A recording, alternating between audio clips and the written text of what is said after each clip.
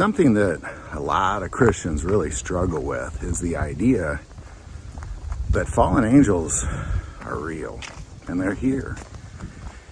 And if you're part of being about your Father's business, then they're definitely on you.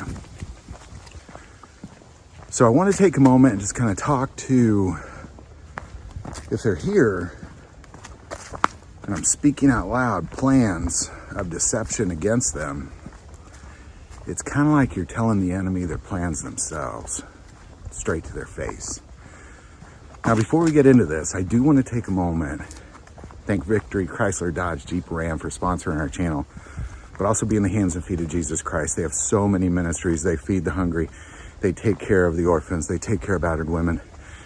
And this is something they do because it's part of who they are. And I'm going to put their link below. You can buy a car from them. They'll ship anywhere. I want to say that I discovered they had a food pantry in my hometown of Kansas City. And if I lived somewhere else and I found out they had a ministry in my hometown, and this is why I say check out their ministries, is because I would buy a car from them. I wouldn't buy it from the guy down the road. I just buy it from somebody who's going to spend that money building orphanages, not somebody that just lines their own pocket. So I'm going to put that link below.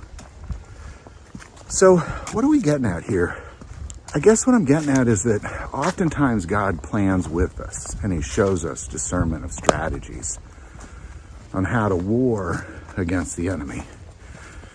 What reminded me of this was in Joshua, when they're going up against the city of Ai, God tells them to have a lot of their men kind of hiding, and then a few men go up and war against them.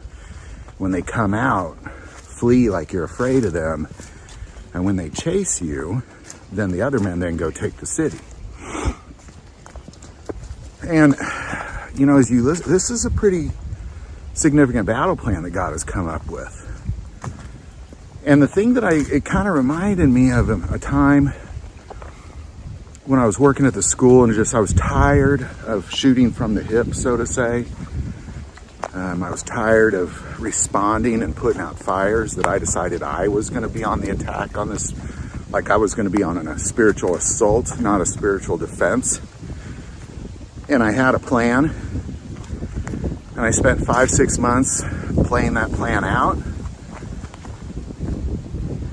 And I worked with a few people on that plan, and much of it had to do with deceiving the enemy and deceiving those who are working with the enemy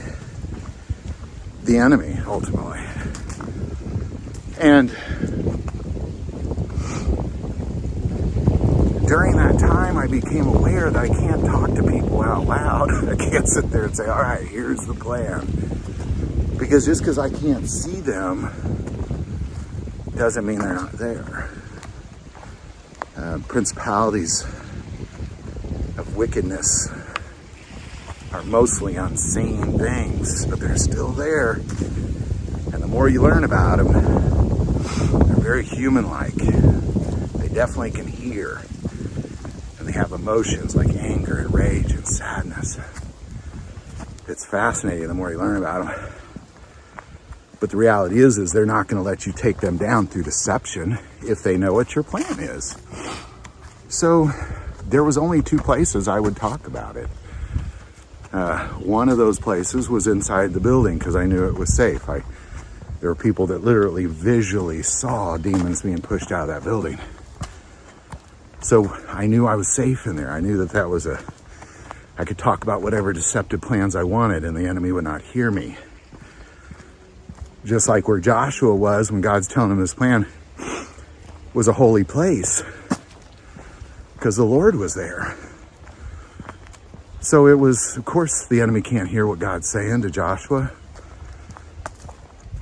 And I think it's important that as you be the hands and feet of Jesus Christ, that you really wake up and open your eyes to this idea that they're there. They're really there. If you're sitting there, planning with people like, all right, here's how we're going to beat the devil in this thing we're dealing with. He's listening to you. He's listening to you.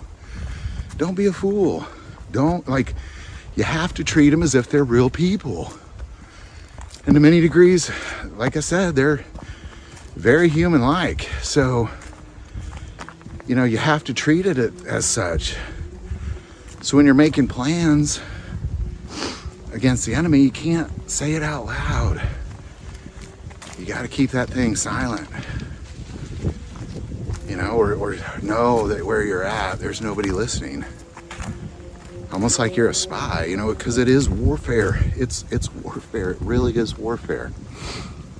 So there you go. I do want to take a moment and say, anybody that has not subscribed to this channel, subscribe. It greatly increases the algorithm. It's free, and it dramatically changes the algorithm and our ability to get these messages out.